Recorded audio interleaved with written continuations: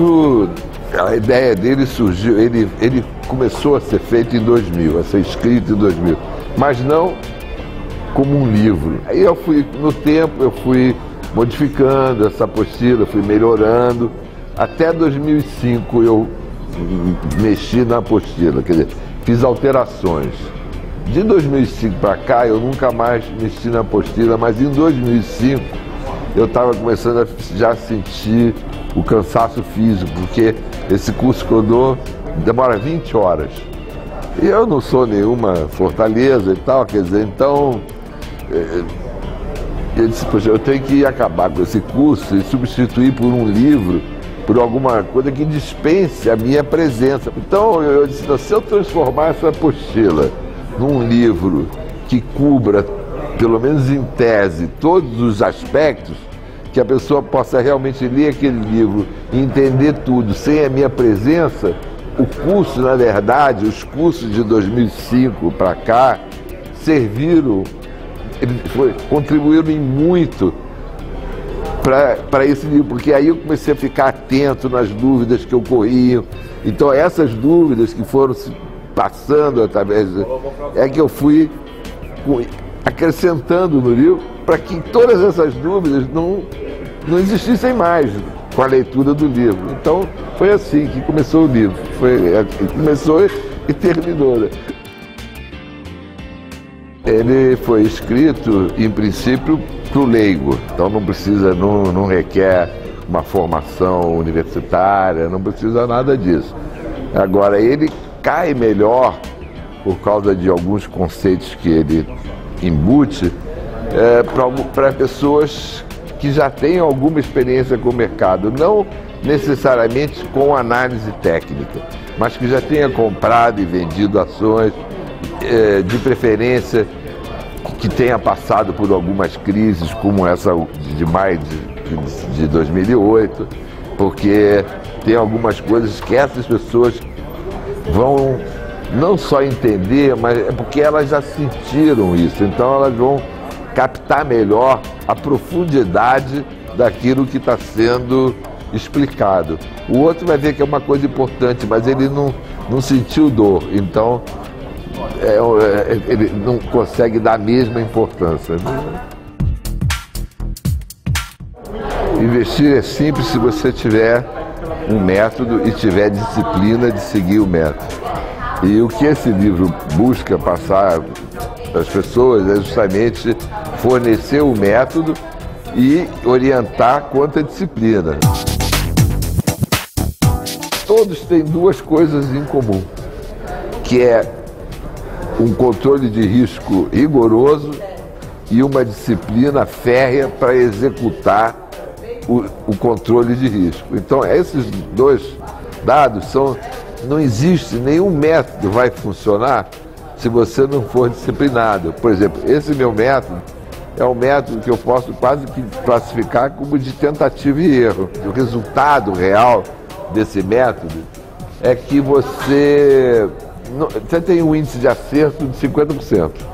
Ou seja, para cada duas operações que você faz, uma dá certo, uma dá errada, não necessariamente alternada, uma deu certo, uma deu errada. Você faz duas, três certas, aí faz uma errada, aí faz uma certa, faz duas erradas. No final do ano, quando você puxa a totalidade das operações, você vai ver que você fez 500 operações, ganhou em 255, perdeu em 245, ou vice-versa, ou perdeu em 255. Olha, o que faz ele ser bom é que nas operações que dão certo, ele tem um percentual médio de ganho da ordem de 40%. E nas operações que dão errado, tem um percentual médio de perda de 10%. Mas para você cumprir esse ganho de 40% e essa perda média de 10%, é obrigatório que você seja extremamente rigoroso na aplicação do stop. Quer dizer, quando é que eu saio de uma operação? Eu não saio a galega. O livro te ensina onde que você vai colocar o stop, etc. Agora, só que na hora que bater lá, você tem que encerrar a operação. Se você não encerrar, você vai ficar casado com a ação. Por isso que eu estou dizendo que o método funciona, desde que você siga com rigor, né?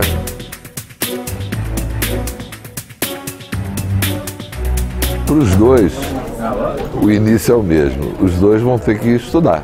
Quer dizer, vão ter que aprender alguma forma de operar o mercado que não seja a galega, quer dizer, que não seja na base de dicas, de achômetros, de informações de jornal, né? Então eu acho que isso aí é muito importante. Depois que tiverem começado a estudar, tiverem aprendido, na hora que eles forem aplicar isso que eles aprenderam, eles também vão ter que ser disciplinados, né? A disciplina é essencial para você se tornar um vencedor sistemático no mercado.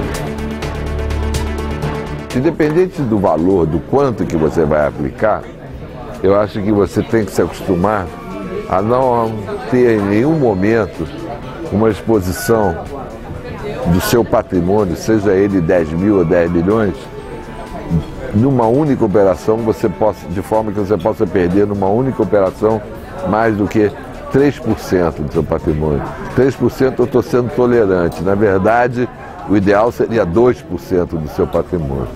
Isso já, para você fazer e praticar essa política, essa filosofia, você já faz com que, já limita o seu investimento. Já vai te obrigar a não pegar o seu dinheiro e investir todo de uma vez só.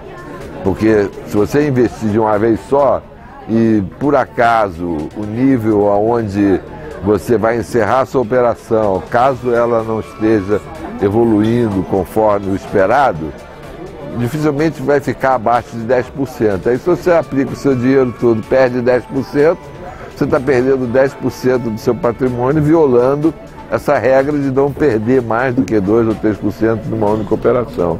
Você pega uma parte do seu dinheiro, de forma que quando você vai fazer a conta em relação ao... Porque antes de uma pessoa entrar numa operação, uma pessoa que tem noção de mercado, ele sabe aonde ele vai comprar ou vender, e aí ele sabe aonde ele vai interromper a operação se ela estiver dando errado.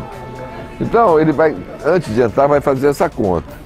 E vai fazer a conta e tal, vai fazer uma equação de forma que se perder aquele stop inicial, ele só vai perder 2% ou 3% do patrimônio. Ele só vai poder aplicar mais dinheiro quando essa primeira operação, o nível de encerramento dela já estiver num ponto de break-even. Tem muitas pessoas que quando vem o mercado subindo, o indivíduo quer pegar a grana, ele não quer perder a alta, ele quer comprar tudo num dia, achando que se ele deixar para comprar amanhã, ou depois da manhã, ou daqui uma semana, ele terá perdido boa parte da alta. Mas só que tendências de alta não duram um mês, tendências de alta duram anos.